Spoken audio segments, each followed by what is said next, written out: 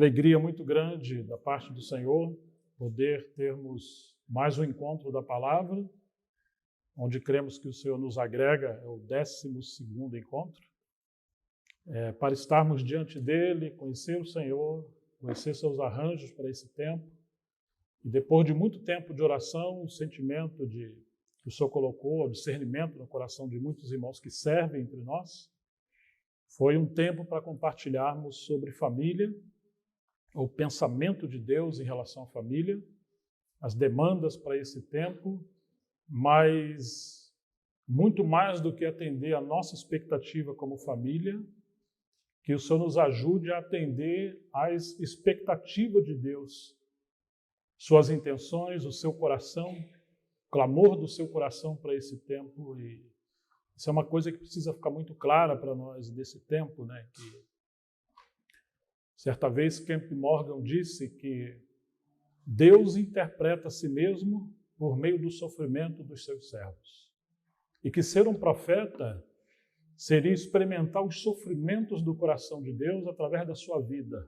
Por isso Oséias sofreu tanto em relação à sua esposa e seus filhos e outros servos que Deus usou. Era uma maneira de Deus interpretar o seu sofrimento com seus servos que somente por meio de ensinamento talvez não seriam percebidos, entendidos. Então, muitas vezes não entendemos o porquê das crises em nosso tempo, tanto na sociedade, na nação, mas especialmente sobre família e a igreja. Muitas das vezes a permissão de Deus é para que possamos voltar para Ele e entender o que passa em seu coração. E o Senhor nos ajude nesses dias que estamos aqui diante dele, na dependência do Senhor, ouvir o Senhor, nos posicionar pelo Senhor. Estamos gratos por todos que se moveram para estarem aqui, de tantos lugares, de tão longe. Tem um ônibus do Rio de Janeiro, vieram de madrugada, e esse é um encorajamento muito grande para outras cidades, então vocês estão de parabéns por essa posição de servir o Senhor a todo custo. Tem uma família de Colômbia, que vieram passar um tempo no Brasil com seus parentes, mas também vieram para estar no encontro. Tem irmãos do Sul, tem irmãos de tantos lugares que o Senhor nos deu um poder milagroso de poder abraçar, ou pelo menos saudar cada um, né, em privado. Também agradecemos ao Senhor por esse tempo, o irmão César, quando a igreja está conosco. Esse foi um sentimento, um desejo geral dos irmãos. E nós agradecemos ao nosso irmão que atendeu o nosso convite, o Roger Fux, que é um amigo de muitos anos, quando a gente tinha cabelo preto ainda. Não tínhamos filhos, então já se vão algum tempo, né? Nossos filhos estão aí, os mais velhos com 30 e pouquinho, outros com 28, então esse dia eu ficava pensando, minha caçula está fazendo 27 anos, né? E nós também estamos muito felizes pelas nossas esposas nos acompanhar, e amigos de tantos lugares, os irmãos que coordenaram a parte da logística, do aspecto prático, Fabrício, Ariana, Henrique, Rafaela, Marane, Jéssica e tantos que têm cooperado, que sem a cooperação desses irmãos nós não poderíamos ter esse momento aqui. Esse local aqui é de uma equipe de irmãos, amigos nossos, que eu conheço já há muitos anos, e criou um nível de comunhão e de confiança tão grande. Eles usam esse sítio, esse evento, não para fins financeiros. São irmãos que colocaram isso a serviço do rei, né? Eles nem vêm aqui, entregam para a gente, e isso aumenta a nossa responsabilidade de honrá-los e fazer o melhor. E tudo que está sendo feito aqui é para o Senhor. Mesmo a questão financeira não tem outro propósito a não ser suprir as necessidades que são colocadas para poder custear. Mas nosso coração também está muito agradecido por essa comunhão com esses amigos nossos. Isso é realmente um privilégio muito grande, né? Que Deus nos abençoe e que vocês sejam encorajados pelo Senhor, em nome de Jesus. Nós vamos abrir a palavra do Senhor no capítulo 3 do livro de Efésios, por favor.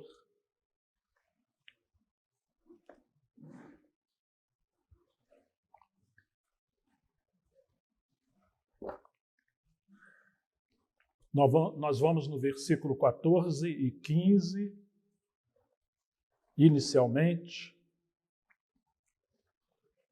que nos diz assim: por esta causa eu me ponho de joelhos diante do Pai, de quem toda a família, nos céus e na terra, recebe o nome. Peço a Deus, perdão, é só esse versículo, eu falei 13 e 14, peço a paciência dos irmãos que eu ainda estou sendo recuperado do meu problema de visão, estou usando um tablet para aumentar a letra, né? Mas eu quero ir um pouquinho antes, é o versículo 10. E isso para que agora, pela igreja, a multiforme sabedoria de Deus se torne conhecida dos principados e das potestades nas regiões celestiais, segundo o eterno propósito que Deus estabeleceu em Cristo Jesus, nosso Senhor. Amém. Paulo está preso em Roma, como nós sabemos. Ele não pode transitar entre as igrejas, não está livre fisicamente, mas está livre espiritualmente. Não viaja geograficamente na história, mas seu espírito penetra a eternidade. Enquanto ele não está contemplando os santos, ele contempla o Senhor e a sua beleza como Pai, Filho e o Espírito Santo. E agora ele está discernindo o coração de Deus, o propósito eterno de Deus, como ele menciona nessa carta mais de uma vez. E ele descortina algumas coisas de maneira tão preciosa. Em primeiro lugar, ele fala que a multiforme sabedoria de Deus seja conhecida diante de principados e potestades nas regiões celestiais, por meio da igreja. Algumas vezes o contexto de Paulo, que conhecia muito bem os jogos nas arenas olímpicas da Grécia Antiga, tem aqueles espectadores nas arquibancadas e um cenário de violência, de batalha está ocorrendo no campo. Muitas das vezes essa é a perspectiva de Paulo, né? Nós estamos numa guerra extraordinária, existe uma batalha extraordinária, e Deus quer usar a igreja.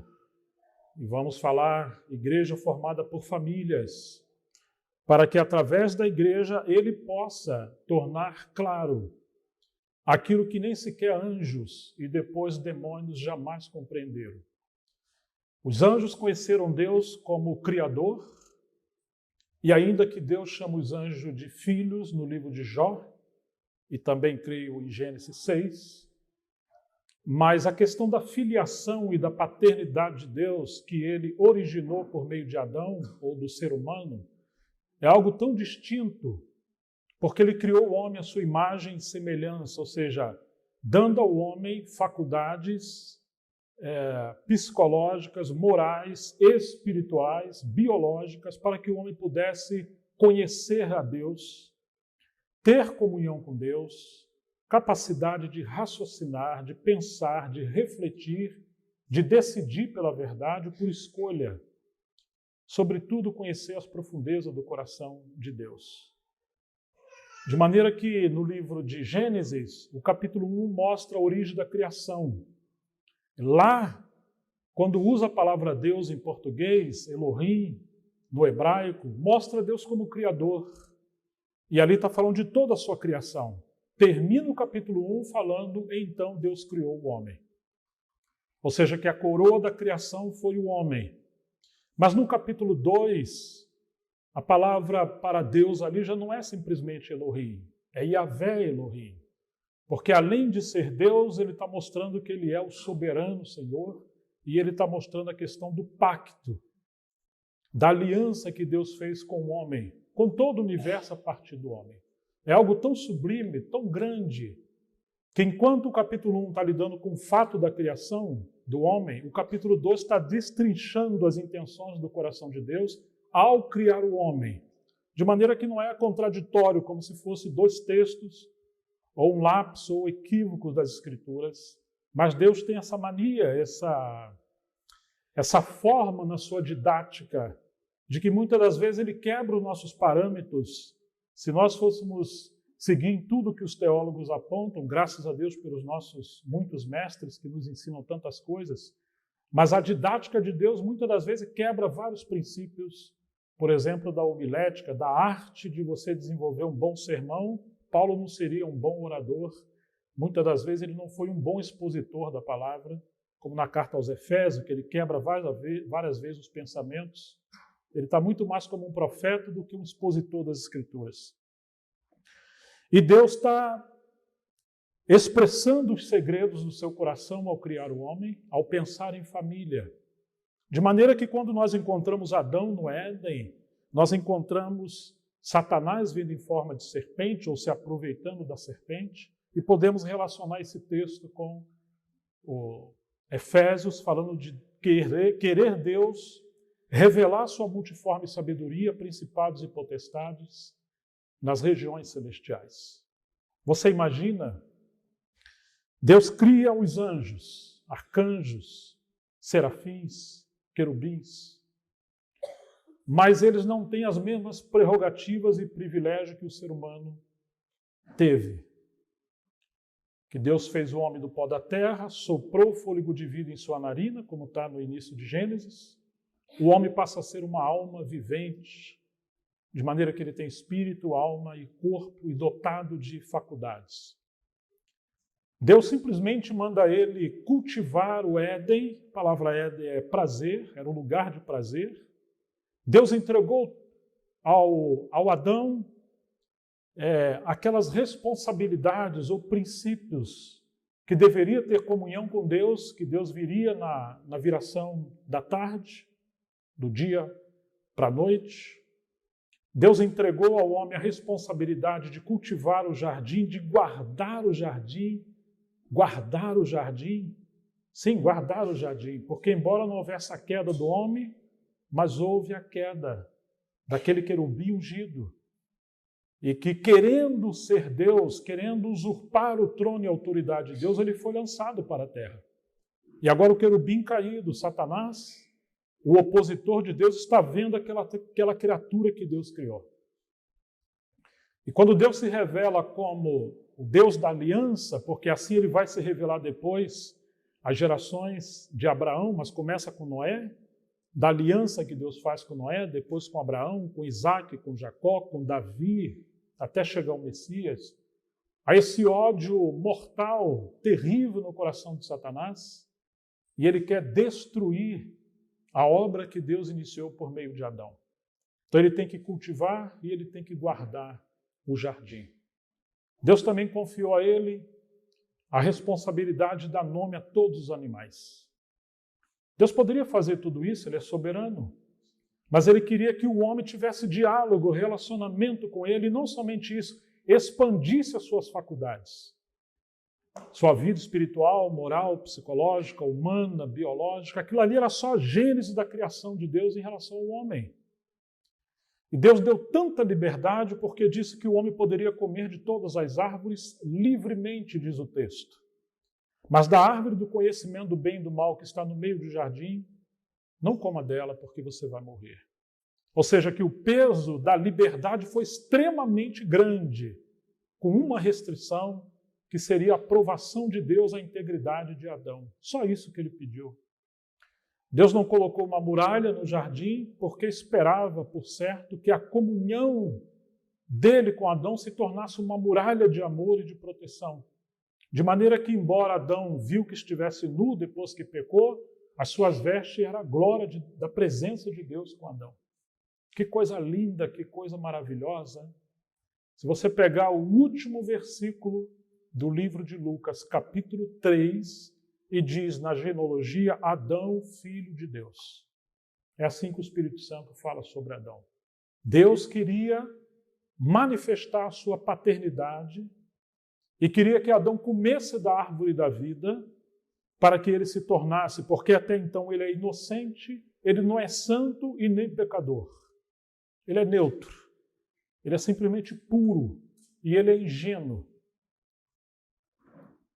E Deus esperava que o homem fosse constituído com a sua vida representada pela árvore da vida e aquela coroa da criação de Deus, da glória de Deus, ao ponto de Deus lhe entregar a sua autoridade para exercer na terra. Deus esperava que o homem caminhasse por esse caminho de comunhão. Deus não lhe obrigou a nada, porque ele não queria uma máquina, ele queria um filho, ele queria um amigo. Como diz o livro de Malaquias, ele buscou em relação a Adão uma linhagem de piedosos. E Deus permitiu o homem tomar essas decisões. Agora, nosso querido Paulo vai dizer que, no versículo 10 de Efésios 3, onde nós estamos, isso para que agora, pela igreja, a multiforme sabedoria de Deus se torne conhecida dos principados e das potestades nas regiões celestiais. Ou seja, Deus quer revelar as profundezas de si mesmo e desse mistério que Paulo fala nessa carta, coisas que nem sequer os anjos compreendiam em sua totalidade. Então, no versículo 14, ele vai dizer, por essa razão eu me ponho de joelhos diante do Pai. Agora, Paulo entra num nível que, além de revelar Deus como Criador, e além de mostrar, inclusive, o aspecto da redenção, como na carta aos Romanos, que é um fundamento do pensamento apostólico de Paulo, é uma carta de doutrina. Ali nós temos as questões básicas da fé cristã, como justificação. Paulo está indo além do tempo, e na verdade está indo além antes da queda. Paulo está penetrando no pensamento de Deus sobre a eternidade. Deus, independente do seu propósito, da sua economia, ele é pai. E o seu filho é filho. E aí temos a pessoa do Espírito Santo. Um só Deus, um só ser, subsistindo em três pessoas, com aquele amor ágape, incondicional. E agora Paulo, ressaltando Deus não apenas como Senhor soberano, e não apenas como Salvador, ou seus outros atributos, especialmente no Antigo Testamento, mas ele está revelando a paternidade de Deus. E isso é um grande problema, quando não compreendemos. Porque uma coisa é você ver o seu pai como um profissional, outra coisa é você se relacionar com ele como seu pai. As prerrogativas, as bases são completamente diferentes. Infelizmente, por causa da queda, o homem se achega a Deus como Deus, porque muitas vezes ele está buscando o seu poder, a sua proteção, a sua provisão, a sua cura. O homem, às vezes, não quer ir para o céu, mas ele quer Deus e o seu Filho como Salvador porque ele tem medo de ir para o inferno. Ele quer o pão do cada dia, o pão nosso. Mas muitas vezes não vê que o pão de cada dia é uma figura do verdadeiro pão que veio do céu, que é o Filho de Deus. Ele bebe água, mas ele não percebe que essa água é só uma sombra da verdadeira água que jorra do trono de Deus, da sua graça, o seu rio de água viva que é o Espírito Santo. O homem quer uma casa, mas não entende que a casa terrena que nós temos é só uma figura da casa da eternidade, que é a habitação de Deus com o homem no seu Filho, a verdadeira casa. O homem quer o Deus como um guarda-costa, como um protetor e um provedor. Mas nós precisamos ir muito além. Deus quer que nós possamos vê-lo como Pai, o Pai Celestial, de um amor tão profundo que Ele deu o seu único Filho, o Filho do seu amor, morreu por nós. E agora, quando o Filho ressuscita e chega à glória, na ascensão, ele fala, eis aqui a mim e os filhos que Deus me deu, que tu me deu. Ou seja, ide, depois que ele ressuscita, ele manda avisar os discípulos, fale com meus irmãos, fale com os discípulos. Ele estava indo para o nosso Deus.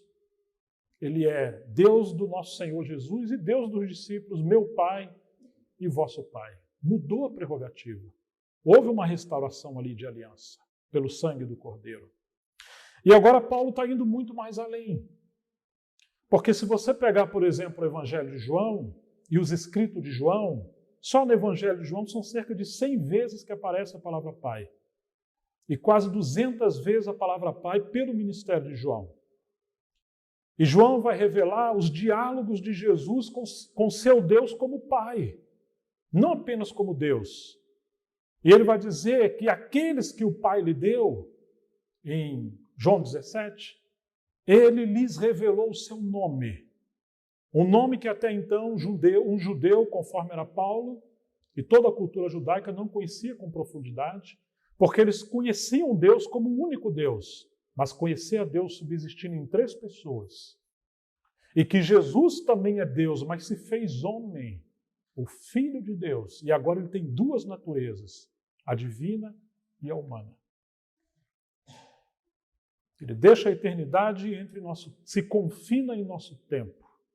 Ele deixa o terreno de Deus adorador e se torna uma criatura que adora. Ele deixa de usar suas prerrogativas como Deus e se confina em si como um homem. E agora ele depende da provisão do seu Pai, da obra do Espírito Santo, para desenvolver o seu ministério como filho. Então João mostra essa relação tão profunda das 3 pessoas da divindade e Jesus como filho revelando o nome do Pai, como aquele atributo, como aquele posto, como aquela posição maior. Porque muitas maneiras que Deus se revelou no Antigo Testamento foram consequências também da obra da redenção por causa do pecado. Então existe um aspecto antes da economia ou da obra de Deus, que é Deus em si mesmo na eternidade. Precisamos voltar aonde Paulo estava. Embora preso, mas pelo Espírito Santo, ele prescuta as profundezas do coração de Deus. Aos Coríntios, Paulo vai dizer isso, que o Espírito Santo nos foi dado para conhecer as profundezas do coração de Deus, muito mais do que a sua palavra, os seus mistérios. Claro que Deus é a sua palavra e zela pela sua palavra, mas vai muito mais além do que a obra da redenção. E é possível conhecermos a palavra de Deus e não conhecer a Deus, e assim como os cientistas perdem o Criador ao estudar a criação do princípio errado, nós podemos não conhecer a paternidade de Deus ao conhecer as Escrituras apenas como doutrina, ou como um manual de interpretação das nossas expectativas. Então é muito provável que muitos de nós venhamos conhecer alguns aspectos de Deus em sua revelação, na sua teologia, mas não mantemos uma relação, um relacionamento na sua paternidade, nós como filhos, e a responsabilidade da família que nós temos hoje. Então Paulo está dizendo que ele se coloca de joelhos por essa causa diante do Pai, de quem toda a família nos céus e na terra toma o nome. Em nossa língua portuguesa aparece a palavra família, mas no grego é pátria, de onde descende a palavra paternidade, ou de maneira transliterada, seria pai. Paulo está mostrando que a origem de toda a família é a paternidade de Deus, é Deus como Pai. Seja nos céus, seja na terra. Não existe família sem a origem que é o próprio Deus como Pai. A família não é um acidente, a família não começou em si mesma, a família tem uma origem, e essa origem é Deus como nosso Pai. Agora, quando vemos esse retrato, esse pano de fundo, mostra para nós que a grande responsabilidade dos homens, especialmente os casados, é representar a Deus como Pai. Porque pode ser que muitos dos nossos filhos tenham crises com Deus, porque conheceram a Deus apenas como Deus, nos diálogos, no relacionamento de marido e mulher, na liderança da igreja, na sociedade, na natureza, na criação, mas não conheceram Deus como Pai. Porque quando olham os seus pais dentro de casa, eles não estão encontrando a natureza de Deus como Pai no céu. E pode ser que aquilo que Deus falou no começo, façamos o homem conforme a nossa imagem e semelhança, os pais na terra não estão expressando a imagem e semelhança do Pai nos céus, de maneira que está distorcida a imagem de Deus. Que muitas das vezes achamos que a imagem ou semelhança é simplesmente uma forma física, né? Mas muito mais tem a ver com natureza, com caráter, com pessoalidade, com as prerrogativas de Deus, com as virtudes de Deus. Então, quando olhamos esse cenário, nós vamos ver que as coisas mudam. E se formos frios em relação a estudar as Escrituras, todo o desenvolvimento da obra de Deus foi por meio de famílias. Tantas rupturas que ocorreram a partir de Adão e Eva, como também os avivamentos ou restauração que aconteceram na história do povo de Deus, no passado, no Novo Testamento e em cerca de 2000 anos de história da igreja. Isso realmente eu penso que mudaria bastante a nossa visão da obra de Deus e como servir a Deus em nosso tempo. Isso é tão sério que quando Paulo fala das prerrogativas para alguém ser um presbítero, se você olhar o capítulo 3 de 1 Timóteo, você não vai encontrar Paulo falando que seja alguém formado academicamente, com uma boa doutrina, uma boa teologia e etc, etc, etc. Todas as prerrogativas ali têm a ver com família. Convém que ele seja o quê? A primeira coisa que Paulo fala, você lembra? Estamos em Timóteo capítulo 3, 1 Timóteo. O que convém que ele seja? Em primeiro lugar, marido de uma só mulher, está voltando para casa. Depois vai falar da relação dele com os filhos, da obediência dos filhos. Depois vai mostrar o seu caráter, se ele é hospitaleiro, se ele é um bom mordomo, se ele é espancador, se ele é beberrão, se ele é iracundo, está falando do seu caráter. Se ele tem um bom testemunho dos que estão de fora, vendo ele como pai, como pessoa na sociedade. E você vai encontrar vários aspectos que Paulo coloca. Lá no final ele fala assim, quase assim, eu esqueci de algo importante também. O quê? Que ele seja apto para ensinar. Mas nós invertemos as coisas. Alguém é bom para ensinar, provavelmente será um bom presbítero, um bom líder. Como está seu casamento? Como está a sua família? Como está a sua vida em relação ao seu caráter? Porque Paulo vai dizer que se alguém não governa bem a sua própria casa, como governará bem a igreja de Deus? Ou seja, se ele não revelar a paternidade de Deus no seu lar, com a sua esposa e seus filhos, coitado da igreja. Poderemos ter um novo Hitler, um novo tirano, porém, entre aspas, cristão, mas será um dominador. Estão me entendendo, irmãos? Em nome de Deus, muito sangue foi derramado na história da igreja. A nossa história da cristandade, do cristianismo, está maculada com sangue. Muitos usaram a Bíblia como espada, mais para ferir os seus irmãos, porque tinham mais uma espada, no lugar de cortar a si mesmo e os inimigos, feriam os seus irmãos. Poucos tiveram uma bacia com água e uma toalha na mão.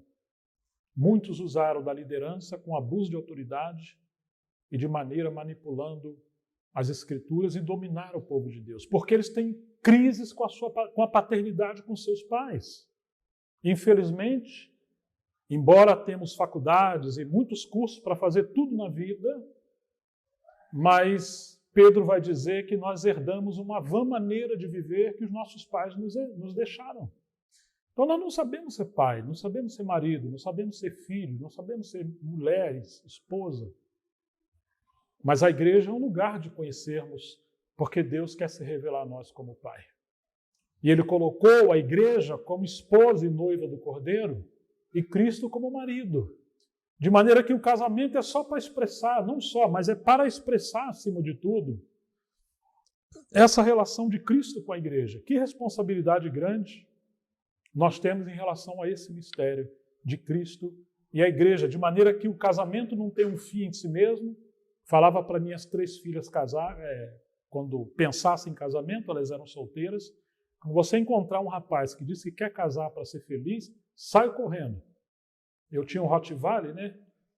Eu queria uma 12, mas aí não dava, não podia, eu arrumei um Rottweiler. Eu vou soltar o Rottweiler em cima. Porque vai fazer com que a jovem se torne um instrumento do seu egoísmo, buscando a felicidade plena em alguém que não pode conceder, como dizia Agostinho, de Hipona, minha alma não achará descanso enquanto não encontrar descanso em Deus como descanso. Nós não temos satisfação plena nem no casamento, a menos que venhamos a entender o plano de Deus na família. E hoje temos muitos problemas nos lares, a começar com a liderança. por não ter esse discernimento da paternidade de Deus e o propósito de Deus na família. Então, às vezes, em nome de Deus, nós estamos fazendo muita obra, muita coisa. Mas, de alguma forma, é um tipo de ministério que vai dilacerando a família, que vai gerando crise psicológica nos lares, nos filhos, e alguns dos nossos filhos daqui a um tempo vão embora. Eles não conseguem ficar na igreja. Alguma coisa está errada.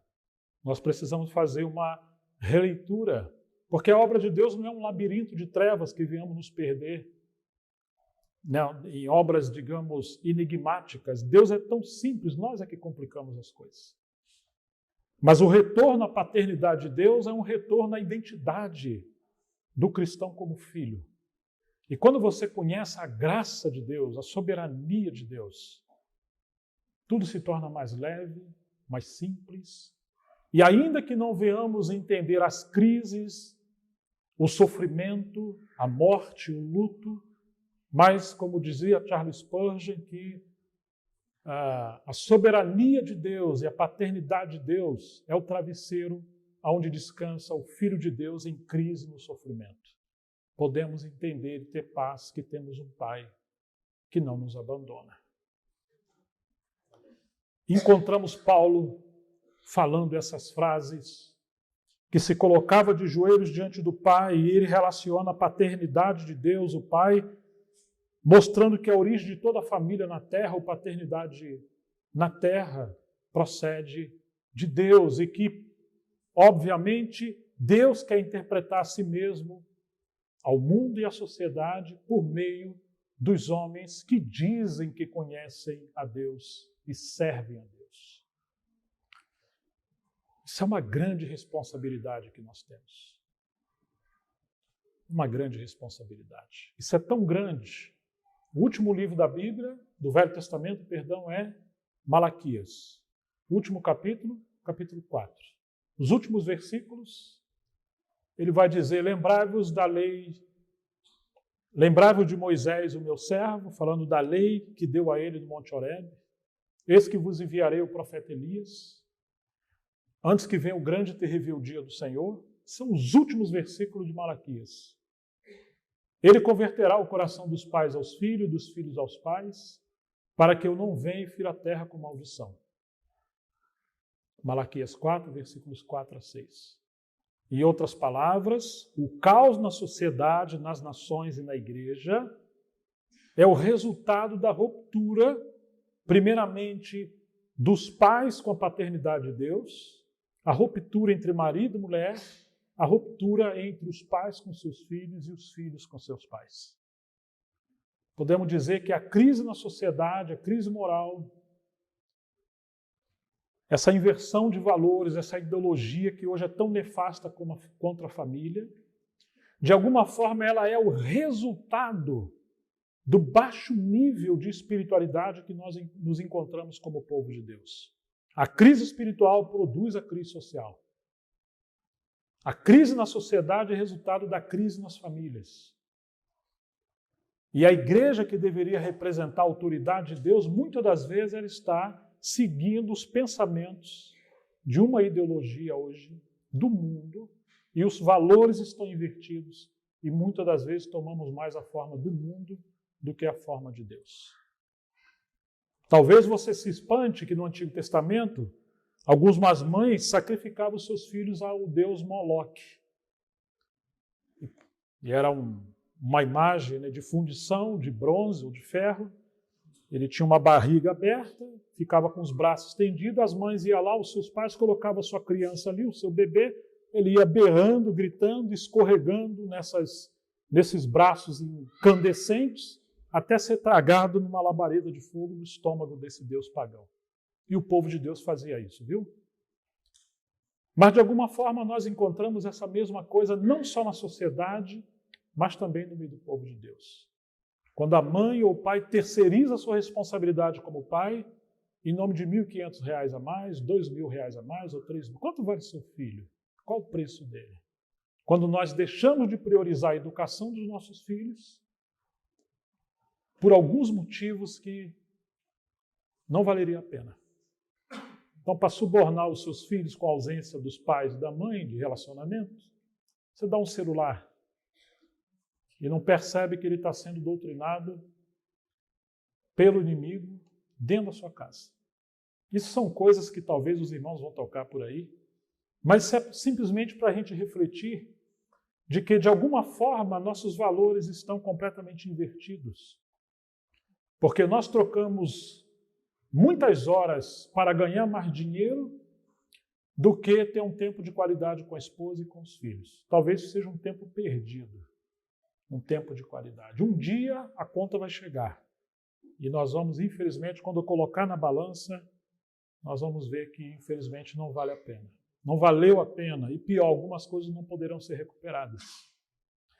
Mas voltando ao pensamento inicial da paternidade de Deus e essa relação com os anjos, Deus colocou homens fracos para representar a Ele. E o inimigo, de todas as formas, quer provar para nós de que não vale a pena e não é possível que nós vamos perder o tempo seguindo a Deus como Pai. Porque Ele não seguiu. Você encontra a história disso em Jó, o inimigo andando pela terra e Deus provoca ele. Está vindo de onde? Estou vindo de rodear a terra e passear por ela. Passear? Particularmente eu penso que o diabo mentiu, como lhe é próprio.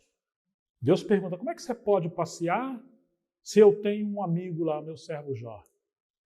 Ou seja, o jardim se tornou um deserto, um inferno para o diabo quando ele encontrava Jó. E o que Jó fala? Mas você está subornando ele? Toca. Tem muitos bens, muitos filhos, esposa, e Deus permitiu.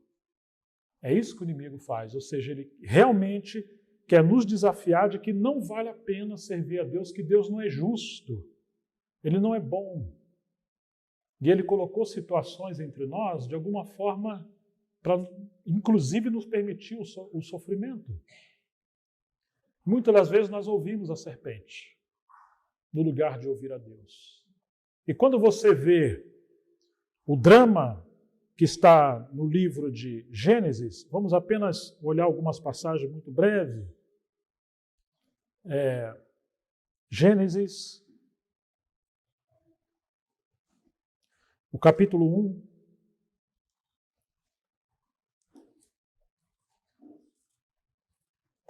Versículo 26. Eu estou usando a versão da Bíblia textual, porque ela pegou alguns pensamentos no original, não por causa do original, mas sim por causa de Deus, né? Que eu queria ressaltar. E disse Deus, façamos o homem à nossa imagem, conforme a nossa semelhança, e exerçam domínio sobre os peixes do mar, sobre as aves dos céus, sobre o gado, sobre toda a terra e sobre todo o réptil que rasteja sobre a terra. E Deus criou o homem conforme a sua imagem, a imagem de Deus o criou, macho e fêmea os criou, e Deus os abençoou e lhes disse, frutificai, multiplicai-vos, enchei a terra e subjugai-a, dominai sobre os peixes do mar, as aves dos céus e sobre todo ser vivo que se move sobre a terra. E disse Deus, eis que vos tenho dado toda a erva que produz semente, que está sobre a face da terra. E toda árvore em que nela há fruto e que produz semente, ser-lhe-á de alimento. E a toda besta da terra, e a todas as aves dos céus, e a tudo que rasteja sobre a terra, nos quais há vida, toda a erva verde lhe será por alimento. E foi assim. E viu Deus tudo o que havia feito. E eis que estava muito feliz. E viu Deus que era bom, e houve tarde, e houve manhã, no sexto dia. E chegamos no capítulo 2,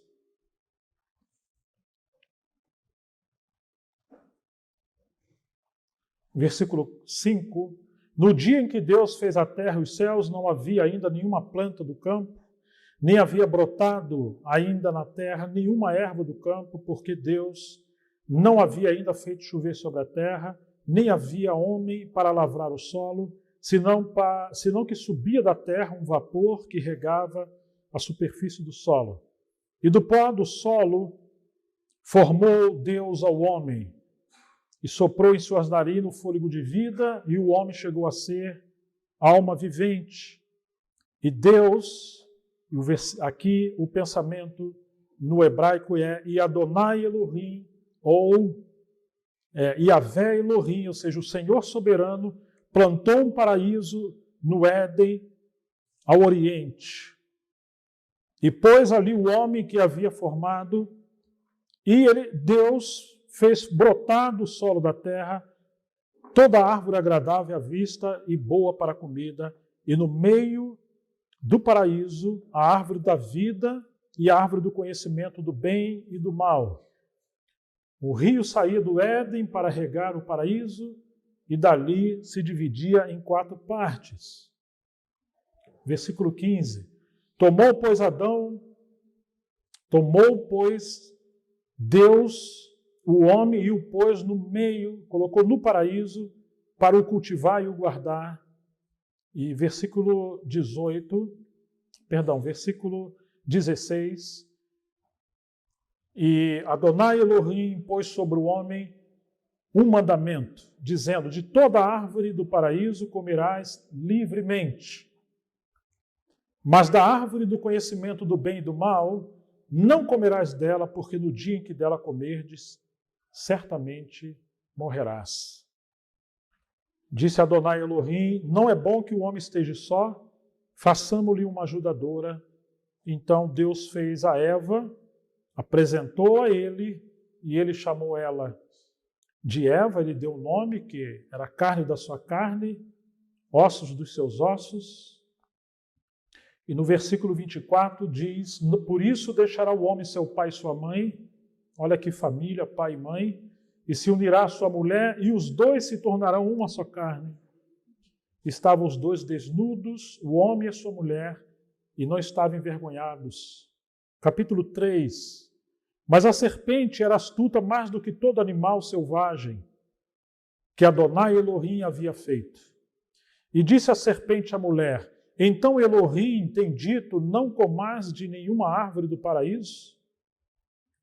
Temos que prestar atenção, e por isso eu estou falando esses nomes no original, porque aqui a serpente, ela diminuiu a forma que Deus se manifestou. No capítulo 1 ele é simplesmente Elohim, ou seja, Criador. No capítulo 2 é Yahvé ou Adonai Elohim. É o Senhor soberano, Criador. É o Senhor como Senhor do pacto que fez com o homem. Quando ele está falando da criação, no capítulo 1 ele é Deus, se manifesta como Deus. Quando ele está lidando com o homem que ele criou e as suas relações com a família, ele se revela como o soberano ou o Senhor que tem um pacto com o homem. Isso muda todas as coisas, porque o pacto é inviolável. O diabo crê que Deus existe, tanto que Tiago falou: você crê que há um só Deus? Está na carta de Tiago. Você faz bem, mas os demônios também creem e estremecem, porque eles creem que Deus é Deus, o Criador. Mas eles em nenhum momento aceitam o pacto de Deus com eles e nem sequer com o homem, porque eles quebraram o pacto quando eles romperam com o Senhor na rebelião de Satanás. Agora, jamais ele vai aceitar que o homem tenha um pacto de fidelidade com Deus. Então ele começa a torcer a maneira que Deus se revelou no capítulo 3. Então, o diabo, por meio da serpente, fala com a mulher.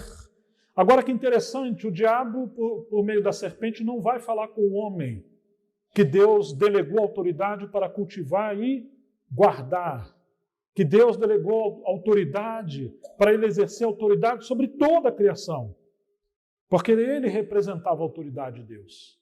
A quem ele vai? Ele vai à mulher, que no Novo Testamento é chamada de vaso mais fraco. E pelo incrível que pareça, a mulher vai conversar com esse ser estranho, uma serpente. Claro, a serpente em si era muito bonita, era normal, não tinha queda. Mas diz a Bíblia que a serpente era mais sagaz do que todos os outros animais.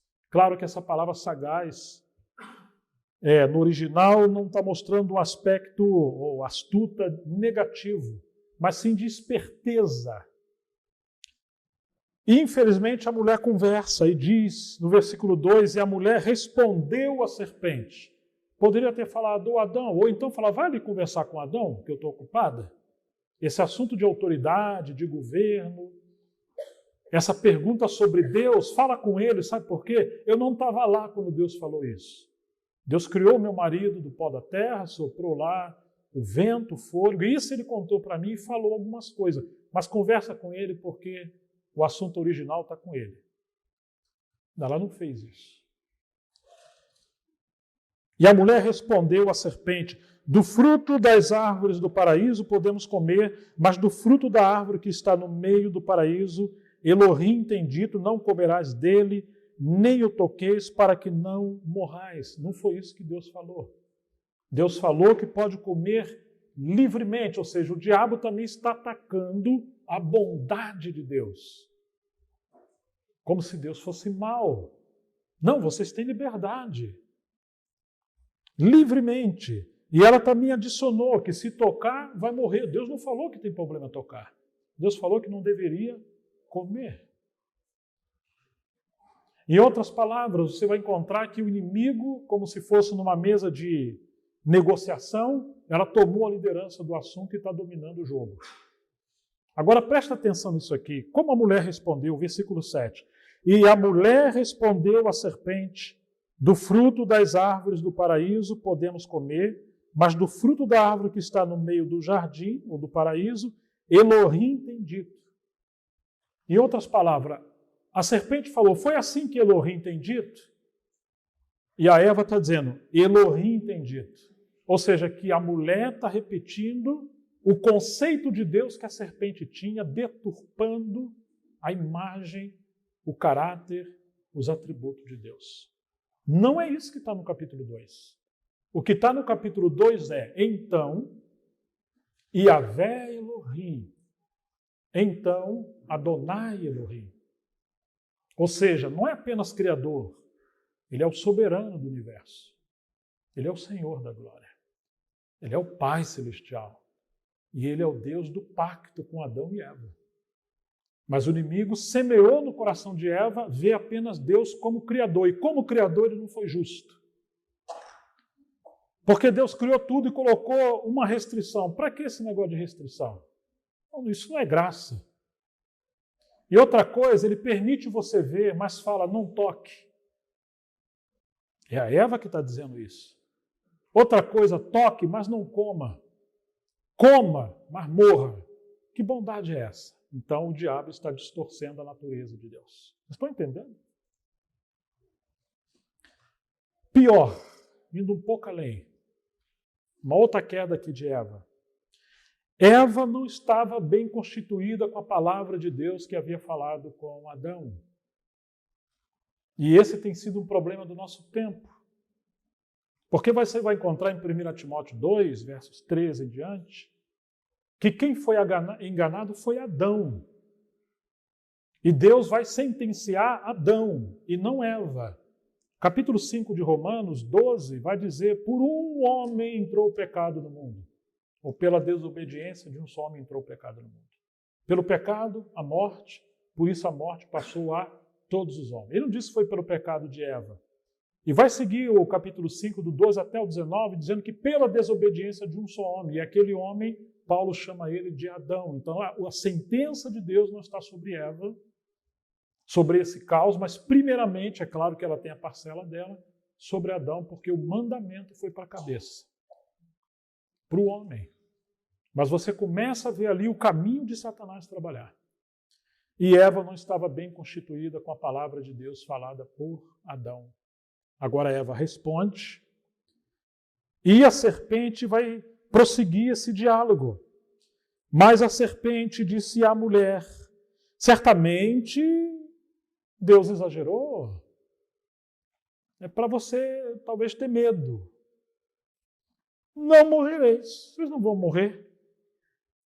Pois ele sabe, Deus sabe, que no dia em que você comer dessa fruta, os seus olhos se abrirão e vocês serão semelhantes a Deus, conhecedores do bem e do mal. Agora o inimigo está semeando essa ambição.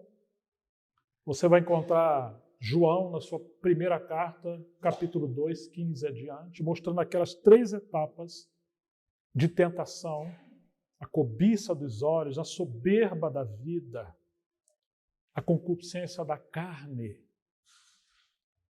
E é isso aqui, ó Eva, olha aquilo ali. Está mostrando, levando ela a exercer as faculdades da visão, não para ver a glória de Deus por meio da criação e o próprio Deus que transitava na viração do dia. Olhe aonde você não deve contemplar. Depois que olhou, ela levou a Eva a pensar, a raciocinar. Depois que raciocinou, desceu para o coração e aí vem o desejo. Não só o desejo de comer esse fruto, mas o desejo que o inimigo tinha no seu coração, e por isso ele caiu, de ser como Deus. Ter as mesmas prerrogativas como Deus. Ou seja, o diabo enfurecido, irado, está querendo transtornar a obra de Deus, sobretudo o ser humano, para que o inimigo não desenvolva essa imagem de Deus e a sua semelhança, mas sim a imagem e semelhança do anjo caído. Aceita Deus como Criador, mas não se submeta como soberano. Ele é o seu provedor, mas esse negócio de pacto de fidelidade, não, ele não merece, porque ele não é bom.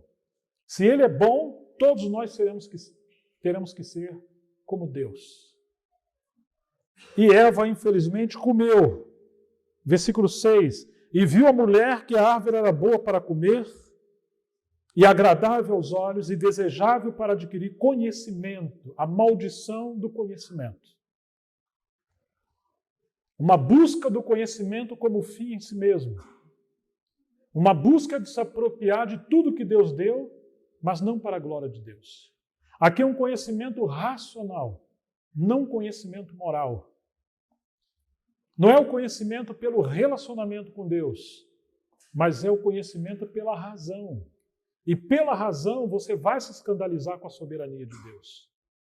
Porque a nossa mente é tão limitada e finita que mesmo durante toda a eternidade jamais conheceremos a Deus em plenitude. E tomou do seu fruto e comeu, e deu também ao seu marido que estava com ela, ou estava ao seu lado, e ele comeu. Por isso eu também quis essa versão. Se alguém estiver usando a nova versão Transformação, está exatamente assim que Adão estava do lado de Eva. Existe um livro de Larry Crabb, intitulado O Silêncio de Adão. Existe também os comentários de Scrooge, que comenta esse trecho.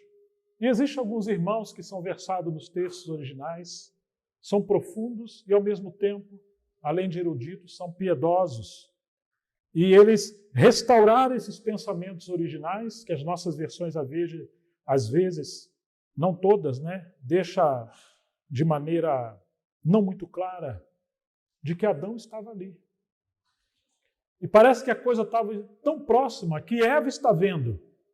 Você não pode ver algo que esteja do outro lado. Claro que nós não sabemos o nível das faculdades do QI de Adão e Eva. Com certeza nós temos talvez, 2%, 3%, se chegar a isso, de 1% do que eles tinham. Mas parece que eles estão ali. A Bíblia diz, fuja da aparência do mal. Mas parece que eles estão brincando ali perto da árvore do conhecimento do bem e do mal. E pior, Adão está ali, e Adão está vendo esse diálogo, e Adão não tomou a postura de cabeça, de líder, de protetor da mulher. E a mulher, infelizmente, seduzida pela serpente, ela se apropriou desse fruto, deu a Adão, e o que aconteceu? Adão não representou a Deus. Adão agradou mais a sua esposa do que a Deus.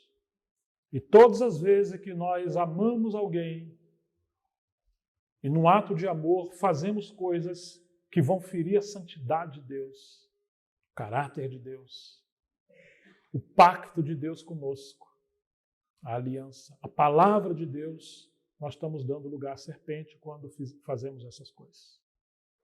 Devemos amar os maridos, amar as esposas, como é o mandamento de Paulo, de Deus por Paulo, mas nunca substituir e colocar as esposas no lugar de Deus, ou amar os filhos mais do que a Deus, ou a mulher amar mais os filhos do que o seu marido, porque ela deve honrar primeiro o seu marido e preparar os meninos para serem homens e as meninas para serem esposas no mundo real. Mas quantas vezes colocamos as coisas no lugar de Deus? E infelizmente Adão fez isso. Eles foram abertos completamente os olhos e ambos se deram conta de que estavam desnudos. A primeira coisa que eles perderam aqui, o revestimento da glória de Deus como fruto da comunhão, e viram a sua nudez. E cozeram folhas de figueira. A figueira na Bíblia representa a religião. Como você vê Jesus vindo de Betânia, vê um pé de figueira que não tinha figo e ele amaldiçoou. Chega em Jerusalém e amaldiçoou o templo, porque ali não tinha realidade espiritual. O homem agora está procurando salvar e justificar a si mesmo por meio da religião. E ele, porque tem uma crise com Deus, e porque os papéis no seu lar estão invertidos, a mulher tomou o lugar da cabeça e o homem o lugar de cauda, no lugar de protetor ele foi conivente, agora ele se esconde na religião, e esse é um problema do nosso tempo. Igrejas numerosas, com nível de palavra elevado, lares dilacerados.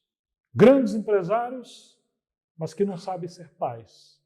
Pregadores e mensageiros extraordinários, mas não conseguem ter diálogo na mesa com seus filhos. Alguns amam mais o púlpito do que a mesa da comunhão. Filhos que amam tantas coisas, mas não conseguem ter um relacionamento saudável no seu lar. Às vezes, quando se sentam juntos, é diante da televisão, não diante da mesa, como os nossos pais no passado. Eles se esconderam e eles criaram folha de figueira, fizeram os aventais para si mesmos, vestimentas para si mesmos, e ouviram o som de Adonai Elohim, ou seja, o soberano Deus do pacto, Deus de amor. Sim, ele é criador, mas ele criou todas as coisas por causa da comunhão e porque quer que o homem represente a ele e desenvolva suas prerrogativas, refletindo a Deus. O homem não participaria da divindade, mas o homem expressaria a natureza de Deus quando ele comesse da árvore da vida, que era um tipo de Cristo. Quando eles ouviram o som de Adonai Elohim passeando pelo paraíso ao entardecer, o homem e a sua mulher se esconderam da presença de Deus e correram para trás das árvores. Todas as vezes que temos crise com a paternidade de Deus, vivemos uma vida escondida em relações falsas. Mas Adonai Elohim clamou e chamou ao homem e lhe disse: Adão, onde estás?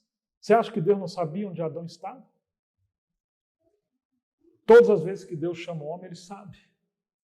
Afinal de contas, ele é onisciente, onipresente, onipotente. Mas ele desce e ele vem para ter comunhão. Ele queria que o homem tivesse comunhão, um relacionamento. Ele sabe como está escondido.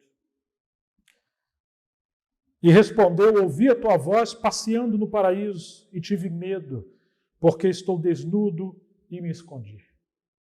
Oh, meu Pai querido. E disse: quem te declarou que estás desnudo? É claro que Deus sabe, mas ele quer levar o homem a refletir. Acaso comeste da única árvore da qual ordenei que não comesse? E disse o homem: a mulher que me deste, ela me deu a comer e eu comi. Em outras palavras, quando eu estava sozinho, sem Eva, não tinha essa tentação. Você é o culpado. A culpa não é minha. Esse é o problema da queda. Terceiriza a responsabilidade. A mulher que o Senhor me deu. Quem que me deu a mulher? Foi o Senhor. Então, vocês veem aí o que vocês fazem. E disse Adonai Elohim à mulher: que é isso que você fez? E a mulher respondeu: a serpente, entre aspas, que o Senhor criou, me fez errar e eu comi. O Senhor que criou. E disse Adonai Elohim à serpente: portanto tens feito isto, maldita és entre todos os animais e entre todas as bestas do campo. Sobre teu peito e teu ventre andarás, e comerás pó da terra todos os dias da vida, porém inimizade entre ti e a mulher, e entre a tua semente e a semente da mulher. Ele mesmo te esmagará a cabeça, e tu lhe ferirás o seu calcanhar. Então temos aqui que a obra de Deus agora vai seguir com essas duas sementes ou descendências. E lá na cruz aqui nós temos a primeira profecia messiânica, que o Redentor iria esmagar a cabeça da serpente, morrendo, e ele seria morto, tomando o nosso lugar. E segue a questão das disciplinas e das advertências, do castigo de Deus ao homem, à mulher, à serpente. E Deus teve que expulsar o homem do paraíso e colocar uma espada flamejante para que o homem não penetrasse mais ali e comesse da árvore do conhecimento do bem e do mal. De maneira que, através desse princípio, você vai ver o caos do universo, que é a consequência do caos original na família, porque homem e mulher inverteram os seus papéis. A sua relação com Deus, conforme Deus ordenou, e nós temos uma tragédia. Essa tragédia se desenvolveu por longos anos e séculos, chegou até nós. E agora Deus está nos chamando de volta. Por isso precisamos reconsiderar a paternidade de Deus antes da criação, a paternidade de Deus na criação, a paternidade de Deus na família, os papéis entre marido e mulher na família e o chamamento de Deus para o nosso tempo. Há muita coisa na Bíblia sobre essas coisas e a origem praticamente de todos os nossos problemas, sejam eles em que esfera forem, a origem está aqui. Nessa inversão de valores, nessa ruptura, nessa quebra, tanto geracional, tanto do homem com Deus, como do homem com seu cônjuge, como dos pais com seus filhos, e as famílias têm se desenvolvido, tomando mais a forma da serpente, de querer ter Deus como Deus, mas não como Pai, de querer que Ele seja o provedor, mas não o soberano, o Senhor que nos governa, e sobre a eternidade, nossa missão em cumprir o propósito de Deus, aos quais inclusive os anjos querem aprender conosco, revelando a paternidade e a natureza de Deus por meio de famílias ordenadas por Ele.